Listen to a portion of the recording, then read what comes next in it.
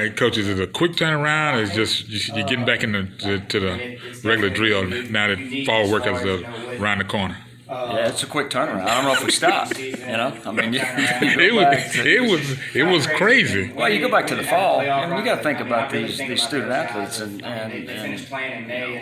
all the college football. That you go back to early August, and at that particular time, in some conferences and FCS, I guess really in general, their season was postponed. So I mean, you've prepared all of that time to get to August. All of a sudden, it's postponed, and when are the games going to be played? And those questions weren't answered then. Well, finally, as we get into what we call fall ball, which fall ball is usually I guess that's what we're going to call it. Fall ball was our spring practice in the fall, and I tell you, you started to get into football a little bit then. We had 15 days, and then when we got to the spring, it still didn't feel like it until that first kickoff. I think that's when you finally realized that we're able to get to play this game that we love. But once we finished in April, and then now our guys are back on campus preparing for the 21 season.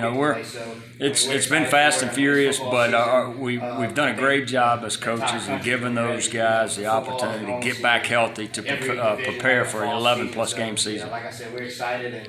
You mentioned fall ball. Spring ball is normally set up for preparing guys that's moving on to the next level, guys that's graduating, bringing guys in that are signed up early for spring, school spring, and then you just having workouts, and your workout days are like what, 15, 20 days during the normal spring. Yeah, you got 15 practices. So now you got 7 weeks of pretty much working every day, and with Sundays being your only days off. How different was that on the guys? And once they figured it out and says, okay, this is how it's going to be, this is how it's going to be finishing out. Yeah, I mean, once that first week, game week started, they got into game week rhythm, game week mode. And like I said, we as coaches had to be careful how we approach those. It was really a 9-week span that we played 6 games. So we had to be careful how we practiced to make sure that, because we knew there was going to be a quick turnaround and the opportunity coming in for the 2021 season. So, I think the way we handled it as a staff and our players did a great job of staying healthy, understanding the impact of these 6 games, and then the quick turnaround going into the next season.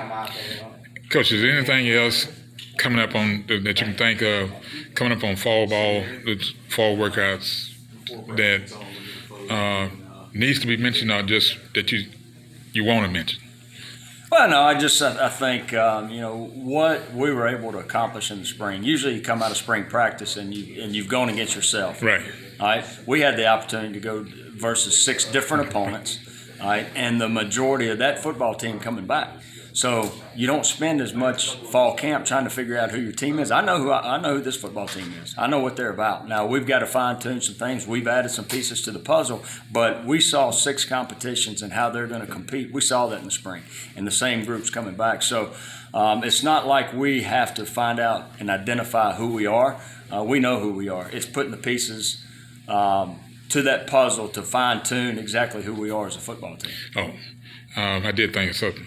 The landscape of the conference has changed. Who's your double opponent this season, and what does the schedule look like from in-conference play? Yeah, first, the objective of the conference hadn't changed, and that's to go win the conference championship and win a national championship like this conference did last year. Right. But to fast forward to this year, our 3 double-up opponents are Southeastern Louisiana, McNeese State University, and Houston Baptist. All right. Is it anything else you can think of? I'm good. All right then, Coach. With that, we'll introduce yourself and we'll close this out. Brad Laird, Northwestern State. Thank you, sir.